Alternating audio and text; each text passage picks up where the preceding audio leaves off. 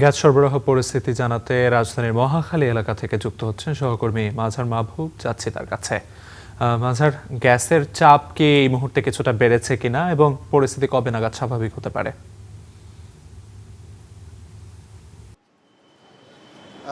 আলিফ, আজকে আমরা সকালে সিএনজি ফিলিং স্টেশনগুলোতে আসলাম যে কী অবস্থা দেখার জন্য। তবে দেখলাম যে প্রায় সিএনজি ফিলিং স্টেশনেই গ্যাস সরবরাহ হচ্ছে।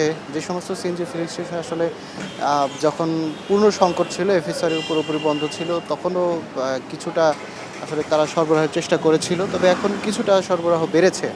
তবে যেহেতু এখনও পর্যন্ত এফএসআরইউ টার্মিনাল পূর্ণভাবে মেরামত হয়নি, সেখানে সম্পূর্ণ তাদের যে দুইটা টার্মিনাল একসাথে সম্পূর্ণভাবে যে গ্যাস এলএনজি সরবরাহ করার কথা ছিল, সেটি যেহেতু এখনও শুরু হয়নি। গ্যাস ফিলিং স্টেশনে, সিএনজি ফিলিং স্টেশনগুলোতে এখনও পর্যন্ত কিন্তু সেই যে পুরোপুরি স্বাভাবিক পরিস্থিতি, সেটা এখনও পর্যন্ত ফেরেনি।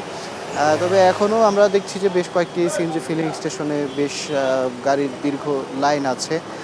যারা এখানে আসলে সিএনজি ফিলিং স্টেশনগুলোতে গ্যাস সরবরাহ করছে, তাদের সাথে যদি একটু কথা বলি তাহলে আরেকটু ভালো জানতে পারবো।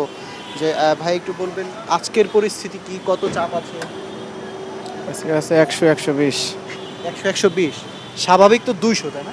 স্বাভাবিক ২০০। মানে ২০০ পর্যন্ত কি কখনোই পৌঁছায় না, রাতে বা সন্ধ্যায়? না, এরকমই থাকে? এরমই থাকে। গত ৪-৫ দিনেও কি একটু বাড়ে নাই? না, বাড়ে নাই। আসলে এখানে যে কাজ করছিলেন তিনি বলছেন যে ওনাদের যেই ডিসপেন্সার আছে, যে ডিসপেন্সারে গাড়িতে সরবরাহ করা হয়, সেইটাতে ওনারা ২০০ পর্যন্ত, অর্থাৎ ৩০০০ পিএসআই পর্যন্ত তাদের একটা মানদণ্ড আছে, সেইখানে তারা স্বাভাবিক চাপ ধরেন।